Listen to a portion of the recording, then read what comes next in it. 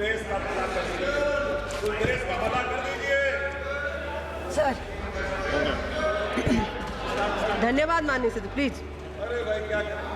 Honorable Chairperson, sir, my respected colleagues, I stand here today on behalf of my party, the All India Trinamool Congress, to speak on the finance bill. Madam, I have to say I'm deeply pained at the very onset. I must point something out. When we talk on the governor's, speak on the president's address, the Honorable Prime Minister leaves the chamber. Today, when we are speaking on the finance bill, the Honorable Finance Minister leaves the chamber. We members of the opposition are deeply pained by this. We hope that the government will take notice of our pain and be present in the House each time that we speak on relevant issues. Theodore Roosevelt, the 26th President of the United States, had said, in any moment of decision, the best thing you can do is the right thing. The next best thing you can do is the wrong thing. And the worst thing you can do is nothing.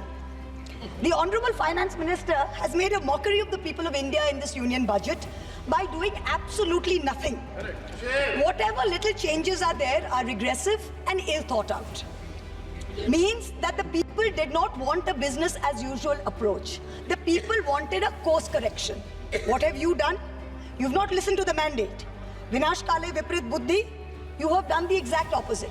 You've kept the same cabinet, you've kept the same finance minister who's given the same shoddy budget. Who is this budget for? The middle class make up 31% of India. The poor make up between 60 and 65% of India. I will demonstrate how this budget systematically strangles the poor and the middle class. This is a kursi bajao budget, a save the chair budget for this government, and even that it doesn't do very well. Broadly, there are two types of taxes: direct taxes, indirect taxes. Direct taxes are known as progressive taxes. Why are they progressive? So income tax, property tax, investment tax on capital gains, these are done in a way that the richer you are, the more tax you pay. So they're kind of fairer. Sir, please. Sir.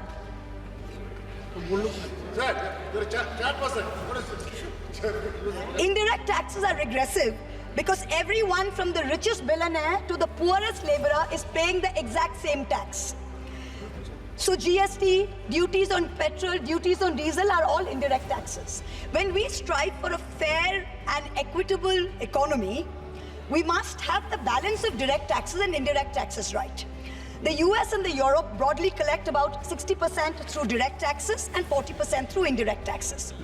Some Scandinavian states with welfare models collect 70% through direct taxes, 30% from indirect taxes. In India, it is the exact opposite. 65% of tax collection comes from indirect taxes, where billionaires pay the same as the poorest laborers, and only 35% comes from direct taxes. Even within the direct tax bracket, for the first time in our country's history, salaried professionals and the middle class are sharing a greater tax burden than rich corporates. The middle class is contributing 55% of direct income taxes under this government, up from 38% under the UPA. The richest corporates in India today contribute only 45% of direct taxes.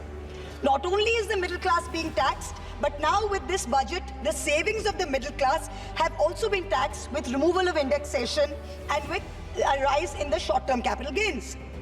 Investors who've made more than 11% return, we've done the calculation, that's about the threshold rate. If you have made more than 11% returns, so if you've made higher returns, then this new tax regime with the removal of indexation has happened is good for you.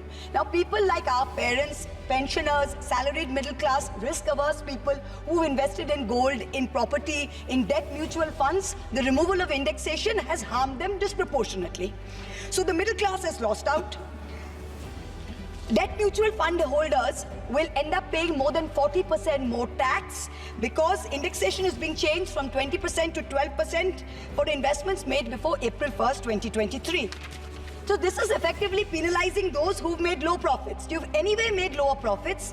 People think real estate has made enormous profits. If you look at RBI's housing index for the past 10 years, the average rise in property prices has been between 4.5% and 5%. So if the middle class is invested in property that is below 11% return, so indexation is going to harm you. The current GST regime is irrational and iniquitous.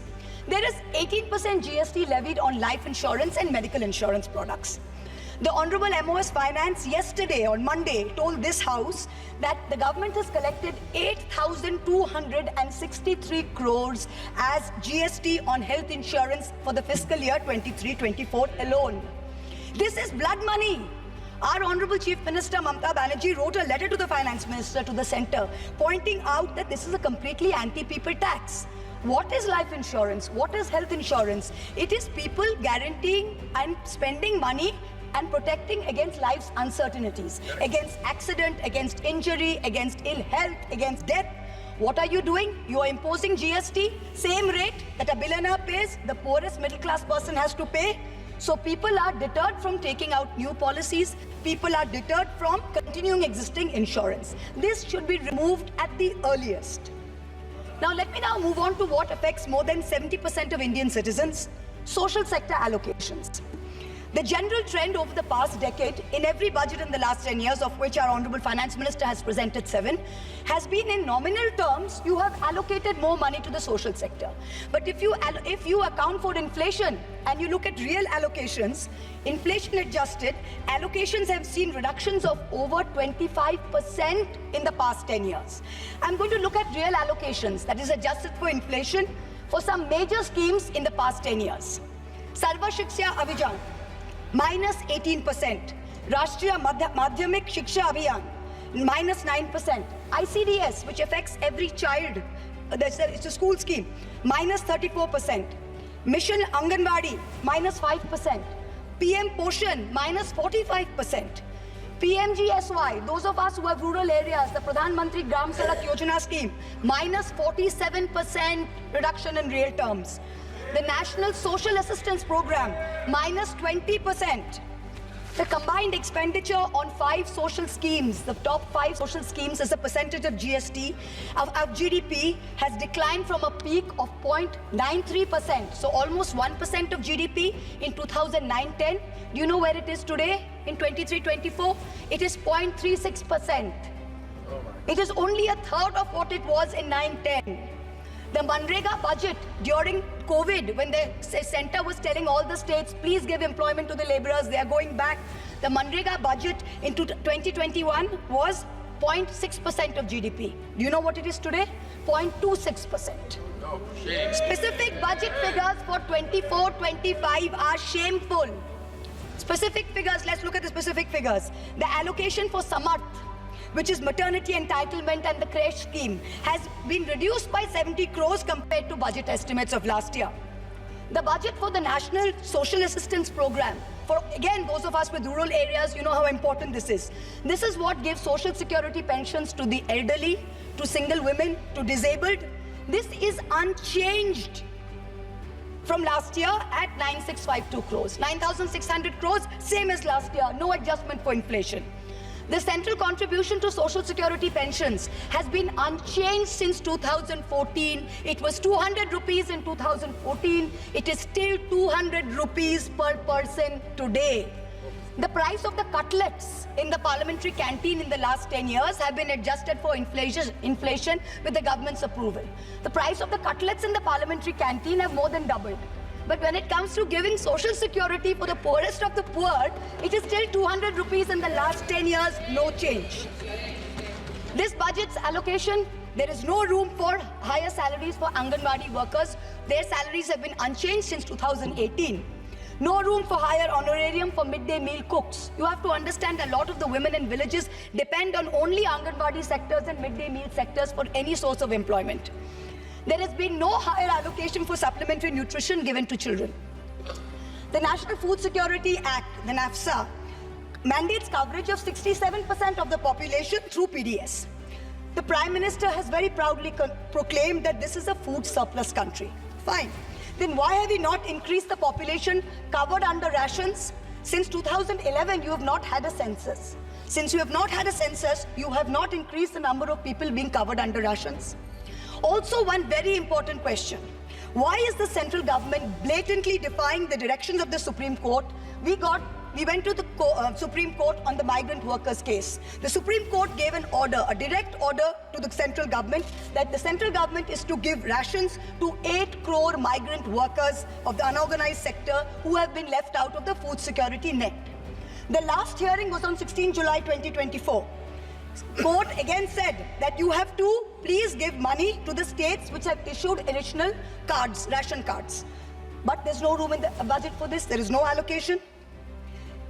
In this rush to protect its own chair, the government is making a very dangerous mistake, which is it's not giving enough to protect our borders. Military experts have repeatedly warned us that India's military capability has to be modernized because we are fighting on two fronts. One is against China, we need a dissuasive deterrent. Against Pakistan, we need an offensive deterrent. The budgetary allocation for defense in this budget is 6.22 lakh crores. This is a marginal decrease of 2,000 crores compared to revised budget estimates. We have reduced it by 2,000 crores. This year's allocation, the budget defense allocation, is 1.9% of GDP. This is the lowest since 1960. The lowest. Shame. Despite many economic constraints, past governments had always given close to 3% of GDP, which is the universal norm for defense. Over the last decade, ever since this government's been in power, it's been hovering around 2%. We have been unable as a government to compel China to restore status quo ante-April 2020 on the line of actual control. We have been unable to deter Pakistan. In the last 2 months alone, over 50 security personnel and about 10 civilian pilgrims have been killed in Jammu. Capital expenditure on military equipment, 1.7 lakh crores. On paper, this shows that it's almost a 10% increase. What we haven't taken into consideration is this increase was largely due to Russia's inability to supply contracted weapons to us because of the Ukraine war. If we take into account inflation and we take into account the rising dollar rate, we're almost flat. The gap between projections made by the armed forces and between actual allocation is 17 to 23%. That's the gap. कुर्सी बचाने में आप मस्त है, देश को भी देखिए. We need close to 3%, 2.5 to 3% of GDP to defense. This is something that the country needs to look at. The Honorable Finance Minister started off her speech by talking about the focus on Annadata or farmers and how much this government has done for farmers. The Economic Survey of 24 says 42.3% of Indians depend on agriculture. That's 600 million people, that's 60 crore people. If I looked at the economic survey, 22nd July, very carefully. What did the headline say? The headline says, agricultural sector has registered an annual average growth rate of 4.18% in the last 5 years. But then I needed to read and read and read, and in the fine print was written that last year was only 1.4%. So 4.18 over last 5 years is anyway, when you compare it to inflation, is nothing. But when you compare last year's growth of only 1.4%, what is it saying for 60 crore of our people who depend on farming? Productivity and resilience in agriculture was one of the first themes, priority number 1, according to the Finance Minister's budget. She had made 9 priorities. This was priority 1. But the provision for agriculture and allied sectors is only 1,52,000 crores. Whereas the provision for one bullet train from Ahmedabad to Mumbai is 1,08,000 crores. Please look at the comparisons, everybody. Priority 2, Finance Minister said, is employment and skilling. This government has got the worst track record of creating jobs. India has more jobs in the informal sector, not in the formal sector. The budget is talking of an internship program with the top 500 companies. This is a joke. The top 500 companies employ 70 lakh people in total. That is 1% of the total workforce. Our workforce is about 57 crores. You are expecting companies which have a total which employ 70 lakh people to give employment to 1 crore interns. Please let us know how this is going to happen. I'm really curious. The real problem is somewhere else. The real problem is that 10.3 crore youth have basically become so dejected, they have given up looking for jobs. The Finance Minister, she mentions skilling loans, she mentions education loans. Skilling loans are for 25,000 people, education loans are for 1 lakh people. The country has 140 crore people. Now, what are we doing? Priority 3, according to the Finance Minister, inclusive human resource development and social justice. In this section, the budget says, first on Bihar, we will support expressways. What you're not saying is that you will make expressways which will charge very high tolls. So you are recovering the money, you're not doing anyone a favor. You're charging back-breaking tolls. You might give another bridge which might collapse. Yes. You will set up another power plant, which like Jharkhand may also be outsourced to a favorite businessman. He can be given a nice juicy PPA and sell more imported coal. Secondly, on Andhra, there are no grants, but only loans, that too from multilateral agencies. So basically, dollar loans will be given to Andhra Pradesh, which future generations will have to pay back with interest. There was also another sweeping statement. Grants for backward regions of Rayalaseema, Prakasam and North Coastal Andhra, as stated in the Act, will be provided. I looked in the entire demand for grants with a tooth comb, with a microscope. And I looked at the expenditure budget, nothing was provided anywhere. I don't see the intelligent people of Andhra being fooled by this. Priority 4, manufacturing and services. The finance minister has devoted an entire section on how MSMEs are a priority. I believe her, yes, it should be a priority. But I'm very confused. Most medium and small enterprises are either proprietorships or partnerships. Madam, can you please explain why these proprietorships and partnerships are taxed at higher rates than companies? This makes no sense. Is the A-team the only businesses who are sending truckloads and tempo loads? MSMEs are not sending, is that the problem? And also the government needs to get rid of the bizarre 29A of the Insolvency and Bankruptcy Code, because it is killing companies that are in trouble. It does not allow promoters to propose a resolution plan.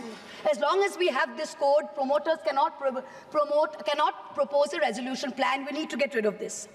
Priority 5 in the finance minister's speech, urban development. The Prime Minister had said every citizen will get a house by 2022.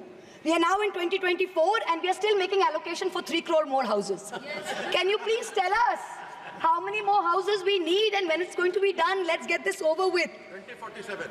Priority 6, energy security. The less I speak about this, the better it is.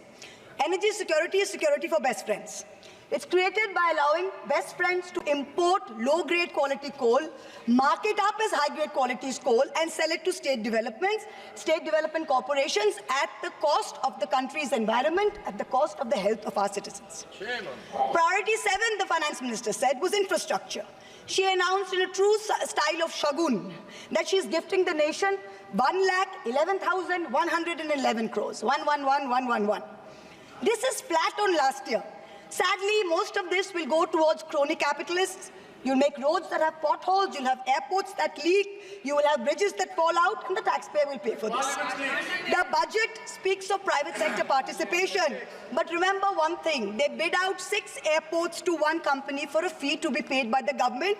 Then they created a policy that allows the regulator to keep increasing the user development fee. So actually, it's the flying public of India that are paying for this. Priority 8. Innovation, research and development. Grand words, these are just grand words. The finance minister seems to have forgotten that most entrepreneurs register their product and software IPs in foreign countries like the US, since IP registration system for patents is a complete failure in our country. Unless you fix patent registration, this is not going to happen. The last priority she talks about is next generation reforms. This is also another Jamla. She says, I propose to earmark a significant part of a 50-year interest-free loan for competitive federalism. So this is double speak. We'll keep this money in our pocket. If Nitish ji and Chandrababu ji see through our jumla and they make a big fuss, we'll have some additional funds to keep them happy and to keep the government going. Finally, I have to mention one interesting fact, and I hope that the Treasury benches will have the patience to hear me out. Please. I wholly agree with the finance minister on one thing. The budgets for the CBI and the ED have been reduced this year, and I was wondering why. Is it because the voters didn't like the fact that you were using the CBI and the ED to go after the opposition and file fake affidavits? Or is it because you have outsourced the CBI and the ED completely to a businessman in Ahmedabad who's controlling the whole thing? Why have you reduced it? Number one, the former Maharashtra Home Minister highlighted how BJP leaders and agencies have threatened him to filing a fake affidavit. In the case of Sandesh Khali in West Bengal, the women have confirmed on video that BJP leaders forced them to file fake statements. Similarly, I'm told in my matter, Mr. Adani on October 16, 2023, got my friend to his office in Ahmedabad and threatened him with dire consequences to file a fake affidavit. Actually, it was Mr. Adani's in-law, Mr. Cyril Shroff, who filed the fake affidavit and forced him to sign it. Even today, every mid-level official in Adani's office calls mid-level officials in the CBI and says, 161 statement change karaiye, aapka sir ko bulaiye, madam ke against mein statement dijiye. I am telling the CBI via you, madam, please take a 164 statement once and for all. Don't keep calling back people at Adani's behest to change 161 statements to implicate me. It's going to get you nowhere. Let us reduce the CBI and the ED budget to zero. Let us, Mr. Adani, pay the full 1,500 crores. Let us outsource it completely to him. End of story. In short, this Kursi Bajao budget is a desperate attempt by the government to stick its head in the sand and act like that the mandate of 2024 never happened. But the coming days are going to prove the instability of this government and the inefficacy of its economic policy. We wait for that day. Thank you very much, madam. Thank you. माननीय सदस्य Member has made specific allegation against the government in a particular business house, and she has been tortured like anything. The matter may be referred to the privilege committee. Suo privilege committee has to take action on this. It was very serious allegation. A member of parliament is being tortured by a business house, and still it is being doing. That has to be looked into by the privilege committee. The privilege of member is being infringed. ये जिस case के बारे में जिक्र कर रही हैं वो लोकपाल पर मेरा केस है। मेरा केस है, मैंने कंप्लेन किया है, मेरे कंप्लेन पर वो केस है। वो मामला सब जुडिस है, उसको सीबीआई और ईडी इन्वेस्टिगेट कर रही है और इसीलिए इस सदन में नो क्या ये मेरा केस है, लोकपाल पर मैंने जो है कंप्लेन किया हुआ है और ये केस मेरे ऊपर है, इसीलिए मैं यहाँ बैठा हुआ हूँ। ये कुछ भी हो रहा है तो दरअसल हीरानंदानी को यदि हिम्मत है जिसके बारे में ये बात कर रही है उसको हिंदुस्तान में आके सीबीआई उसको बुला रही है, वो आ क्यों नहीं रहा है? माननीय सदस्य श्री अरुण नेहरू जी